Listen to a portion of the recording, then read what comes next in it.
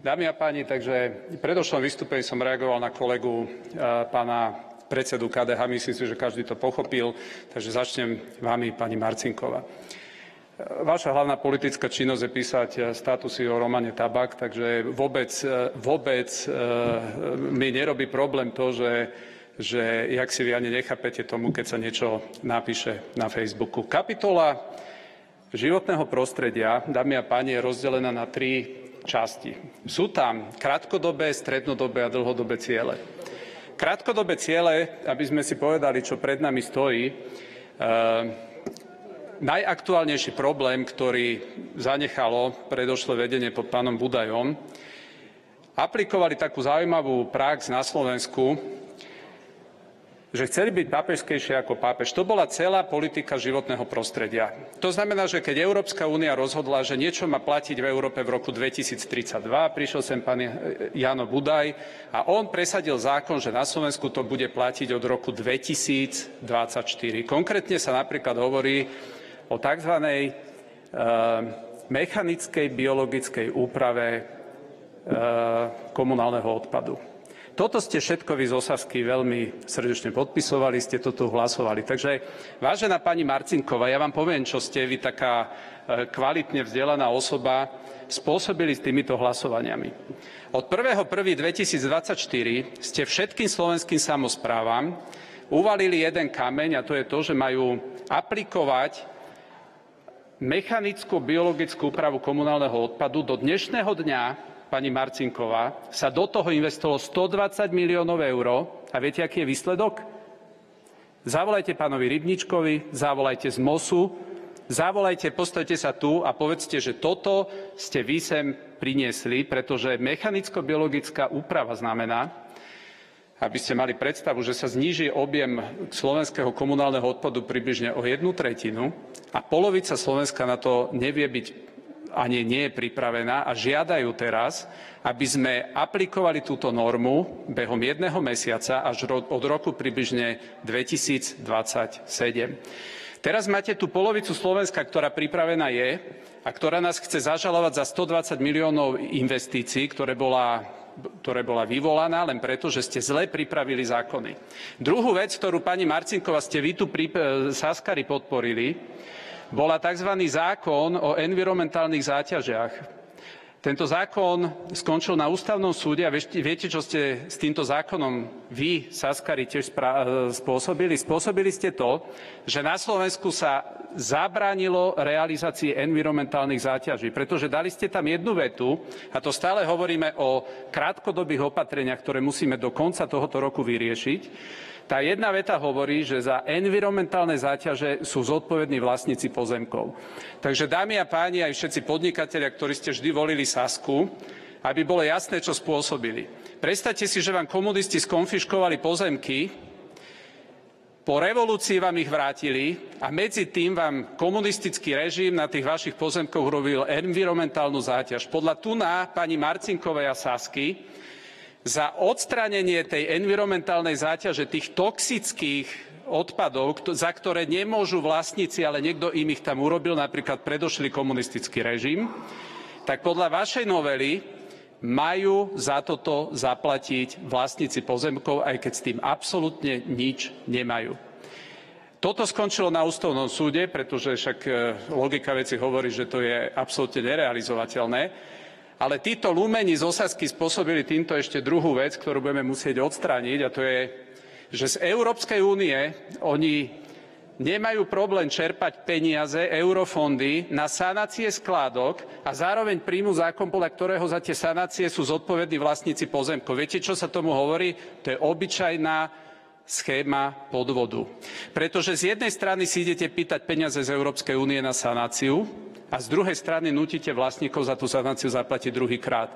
Takže, vážená pani Marcinková, miesto toho, aby ste sa vy venovali Romane Tabak, tak by ste si mohli v SAS sadnúť a zanalyzovať, za čo všetko ste tu hlasovali. Pretože Európska únia, ak my do konca roka, a preto hovorím, že do konca roka budeme musieť toto riešiť, ak neodstránime túto nezrovnalosť, že chcete na tú istú vec čerpať z 2 zdrojov peniaze, tak je ohrozená schéma, na základe ktorej my čerpáme eurofondy. Takže toto je druhý krátkodobý cieľ, ktorý v programovom vyhlásení vlády máme. Tretí, ktorý tam je, už som to spomenul niekoľkokrát, máme vodné dielo Gabčíkovo, kde za posledných 3,5 roka sa nezrealizovalo verejné obstarávanie, aj keď bolo v podstate pripravené na nákup 8 turbín. Tie turbíny, ktoré generujú elektrickú energiu, ktorá je predaná dopredu, pretože takto funguje, tak tieto turbíny, keby sa zajtra kúpili, bude to trvať 5 až 8 rokov, kým sa vymenia a inštalujú. Priemerná životnosť tých turbín bola daná na 75 000 motohodín. Dneska najmladšia turbína, najmenej opotrebovaná, má za sebou 95 000 motohodín. Tá druhá, alebo tie posledné 135 000. To znamená, všetky tie turbíny vo vodnom diele Gabčíkovo nad Maroš mali životnosť okolo 10 rokov a presluhujú 10 a viac rokov.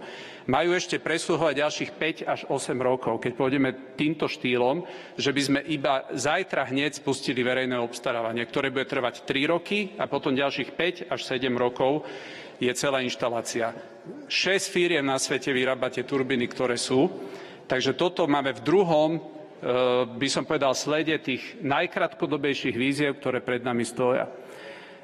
Ďalšia výzva, ktorá pred nami stojí a ktorú veľmi jasne v programovom vyhlásení pomenúvam, je napríklad taký jav, ako že dlhé roky sa nečerpali sedimenty zo slovenských riek, napríklad z našej najviac frekventovanej a využívanej rieke, to je Dunaj.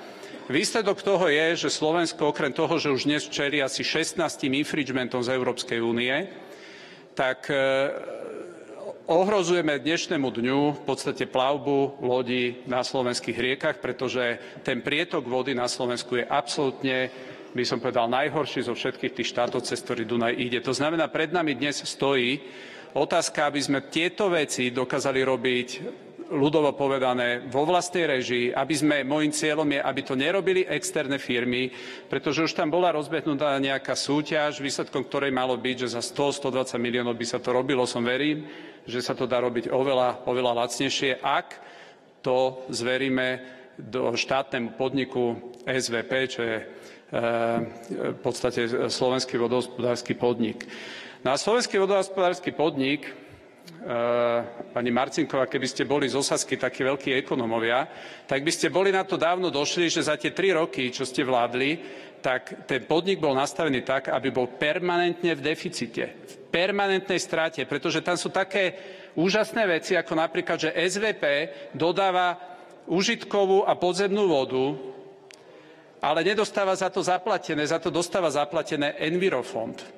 To znamená, toto nie je nič iné ako cielená likvidácia štátneho podniku, keď dodáva nejakú službu a za tú službu nedostane zaplatené. Takže toto je ďalšia vec. Potom k tomu statusu, ktorý ste očividne nepochopili, ale ja sa vám vôbec nedivím, pretože celá vaša politická práca je postavená na tom, že vy sa tu tak hrajkate na takú utrapenú, odjak živa ešte keď sme boli v opozícii, vám tu údajne niekto bránil pomaly dojčiť dieťa, vám stále niekto bránil tu niečo ako matke, nikto tu žiaden problém nikdy nemal, furt len vy sa nechávate ľutovať. Tak vám chcem povedať, pani Marcinková, že ten status vy ste nepochopili. To, čo ja som napísal, že plán obnovy, a to vaša najväčšia expertka na právo a spravodlivosť pani Kolíková, keď som pred asi pol rokov za ňou došiel, opýtal sa jej tu v tomto pléne, že či vie, že plán obnovy je pôžička a nie dar, tak ona mi povedala, že nemám pravdu. Takí vy ste odborníci. A preto ma absolútne neprekvapilo, že táto vaša expertka už doteraz v podstate to, čo predsadila asi 3 alebo 4 zmeny vo svojej práci, tak Európska únia v júli, keď sem prišla na posudzovanie právneho štátu, tak 3 vytkla práve tej vašej expertke, že v tom má v podstate prsty ona. Veci, ktoré máme my odstrániť, boli všetky veci, ktoré ona presadila. Tak aby ste teda vedeli, takzvaná tá zonácia, ktorá prebehla štýlom takým, že napríklad na Muronskej planine ste nechali kone, ale zobrali ste infraštruktúru pre tie kone, tak tá zonácia prebehla tak, že dnes máte javy ako napríklad, že pustia sa paraglajdisti z kopca niekde pri intravilane mesta a čaká ich tam enviropolicia, pretože vy ste dostali chuť na reformu takých národných parkov takým štýlom, že ste len začali rozširovať zóny národných parkov, ale nerozširovali ste to jadro, ktoré je bez zásahu, pretože to je to komplikovanejšie. A viete, čomu ste sa zaviazali v tej vašej reforme národných parkov? Obyčajnému, sprostému, realitnému biznisu, jak to urobila vaša pani expertka na justíciu. Celá reforma justičná nie je nič iné ako jeden primitívny realitný biznis v Bratislave, ktorého výsledok je dneska to, že máte nahádzané tie súdne rozhodnutia, tie súdne prípady v krabiciach a potuluje sa to tam kadekde po chodbách. Toto je vaša reforma podľa Sasky. Toto isté ste išli urobiť v národných parkoch. Dámy a páni, viete, o čom je reforma národných parkov podľa týchto ľudí? O tom, že sa tam skupovali pozemky za 0,001 eur a v pláne obnovy ste vyčlenili 65 miliónov eur, aby štát odkúpil tie pozemky.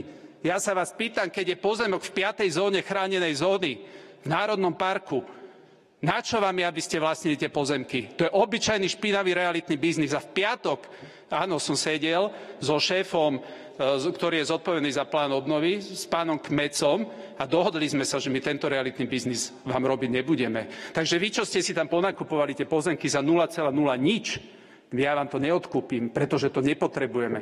Keď my zo zákona raz zadefinujeme, že to je 5. zóna ochrany, nie je úplne ukradnuté, či to vlastní súkromník alebo štát. Štát nemá dôvod to vlastniť. A radšej premiestnite peniaze do toho, aby sa tu, áno, ako vy hovoríte, kanalizovali aj rómske osady, aby sa kanalizovalo čokoľvek. Áno, takáto bude politika životného prostredia. No a potom, pokiaľ ide o ďalšie veci, máte tam strednodobý rozmer. Strednodobý rozmer je napríklad o tom, aby sme prišli, áno, s novou environmentálnou štúdiou, procesom posudzovania EI. Počuli ste nejaký hoax, že ja som zastavil vydávanie EI. To, čo sa udialo, že sa tam menila pani, ktorá mala na starosti EÚ, potrebovala si zmeniť podpisový certifikát. To je celé. Viete, v akom stave je podpisovanie EI? Viem vám sem doniesť šanón desiatok prípadov, kedy je EIA po 10 a viac mesiacov po termíne, čo mala byť vydaná. Každý jeden deň dostávame listy na ministerstvo životného prostredia, kde nás žalujú, ak to nevydáte, alebo ak sa nevyjadrite, taký milión, onaký milión. Takto sa vydávala tu EIA. Pretože celé to ministerstvo bolo plné aktivistov, ktorí celý život robili napríklad to, že sú a priori postavení proti tomu, aby sa tu, stávali diaľnice a oni tam vydávali, oni mali byť zodpovední za vydávanie EIA, na vydávanie povolení na diaľnice, tak si viete predstaviť, ako to vyzeralo. Všetky projekty tu stáli, všetky. To znamená, že áno, environmentálna štúdia sa bude robiť podľa smerníc Európskej únie, ale nebude sa robiť nad jej rámec. Preto som dal urobiť analýzu toho zákona, aby bol úplne v súlade s normami Európskej únie. Viete, čo ste vy tu len rozprávali o nejakej ochrane prírody? Viete, ako to vyzeralo? Vyzerá to tak, že dnes nás kontaktujú najväčší investori na Slovensku, ktorí hrozia odchodom, pretože ste ich zaviazali tým, aby spracovávali odpad v spaľovniach alebo ekologickým spôsobom, len ste ich nepostavili. Vy ste zabudli postaviť spaľovne. Vy im tu len dávate, že od 1.1.2024 toto, tamto. Dnes, keď zoberiete celý priemyselný odpad komunálny, ktorý má ísť do spaľovní, tak zahltíte, tretina toho odpadu sa spálí, zahltí všetky spaľovne a nemáte ďalej, čo s tým odpadom robiť. Viete, ako vyzerajú tie vaše projekty, ako je Vrakuňa? Choďte sa opýtať do Vrakune. Jak tam ste to celé zmanéžovali. Vypísali ste súťaž na čistenie Vrakune, zabudli ste ale vypísať eurofondovú výzvu na to. Dneska chodia tie firmy a pýtajú sa, dobre, čo máme robiť, z čoho to bude zaplatené. Takto ste tu vymanéžovali. A viete, čo je to najkrajšie? V čase núdzového stavu ste nemali problém sem dojsť s tým obyčajnou, čo som aj nazval zlodejinou, ktoré sa volá recyklácia zálohových fliaž. Ja som s tými ľuďmi už bol. Povedal som im všetky výčitky k tomu systému. Vy ste to tu presadili v čase núdzového stavu v skrátenom legislatívnom konaní, takže vy ma tu nepoučujte, ako má vyzerať nejaká odborná politika. A všetky tie námietky, ktoré tomu zálohovému systému som vytkol do A po Z, budú pretavené do zmeny logiky fungovania toho systému.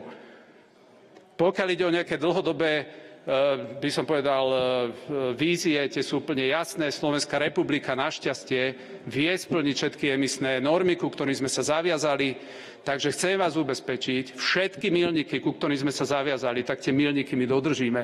Áno, my nebudeme ohrozovať žiadne eurofondy, ale nepôjdu na váš realitný biznis, nech je kohokoľvek. Výsledok tohoto bude pretavíme a budeme prehodnocovať plán obnovy, aby fungoval tak, že sa budú podporovať len zmysluplné projekty, ktoré pomôžu životnému prostrediu a ktoré pomôžu tomu, aby sa normálne na Slovensku žilo aj na tom vidieku. Ďakujem pekne.